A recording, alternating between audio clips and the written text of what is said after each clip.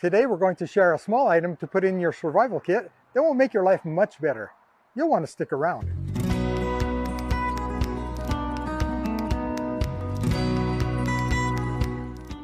Welcome back to Outdoor Skills Made Easy. No one wants to be in a survival situation, and we've talked many times about what to put in your survival kit, but I've got one item that if I'm going into the mountains where there might be lakes or streams, I always carry along.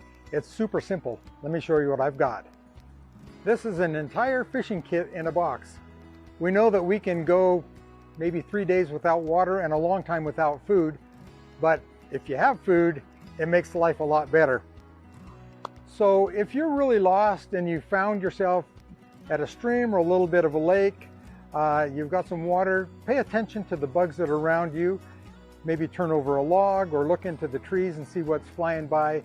And if you put an assortment of different types of flies and lures in your box, then you'll have a better opportunity, should you be lost, to be able to get some food, catch a fish. As you can see, I've got a small box, and as you continue to grow your box, you're going to try and add flies that imitate the bugs that are around you. So it's easy to look under logs, or it's easy to look and see what's flying around and try and pick a fly that's going to match the bugs that are around you. For now, here's some basic things in my fly box. So when we flip that over, this side of the box just has a 9-foot tapered leader in there. We've kept in the package. And so I can roll that out and use as much as I need, tie it to the end of a stick and toss it out there. And to help me along, I've also got some handy little clippers. So some very basics.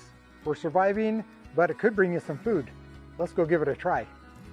We found this little willow pole that I've tied the tapered leader end to that, and on the end of this I've got a little fly. I noticed a little tiny green caterpillar that was crawling around, and the only thing that I had close had a light green body and a little fluff on it. So we're just putting that together, and we're going to see if we can flip it out into the water and get something.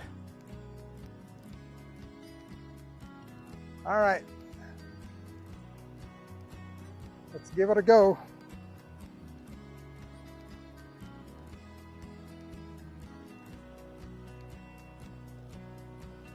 Okay, we got it floating out there. Actually, we saw a little fish around here just a little bit ago. See if I can get it out a little further.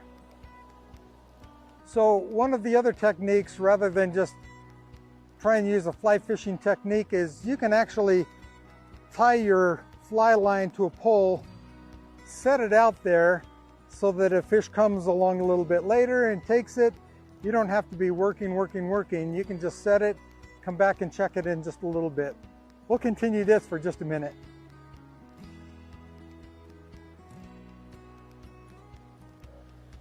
So we decided to go to another place. I found a little spot in the stream where it's got a seam with an eddy, and as I came down on the rock, there's a little black beetle here, and I've seen some ants.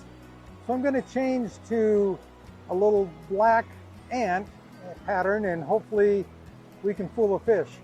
I've got a little ant on there now, and I'm trying to fish it right along this seam, which the fish generally come up the seam and they look for insects that are coming down the river. They can dart out and grab the insect and then come back in to not have to fight the current. So that's a good place to start when you're looking for a little bit of an eddy or someplace that will hold your lure. So I'm just working this down the current along that seam. When it hits the end, then I'll bring it back up. It's bouncing along the bottom. It actually feels like something's biting it right there. And I can't tell if it's bouncing along there with the current as I'm bringing it back, or if I had a little bit of a hit, but that's happened twice. Let's go back to the other place. If I was really surviving, I think I would take off my shoes and socks and wade out there.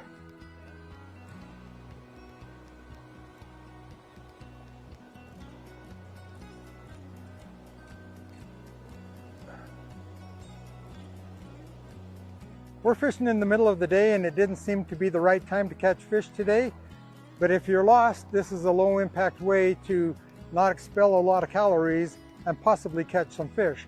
So if you do have some additional line and you've got some additional hooks or flies, you can set them and then go back and check them a little bit later, and hopefully you can survive a little bit more comfortably. We hope that this has been interesting to you, and we hope that you'll join us again at OSME TV.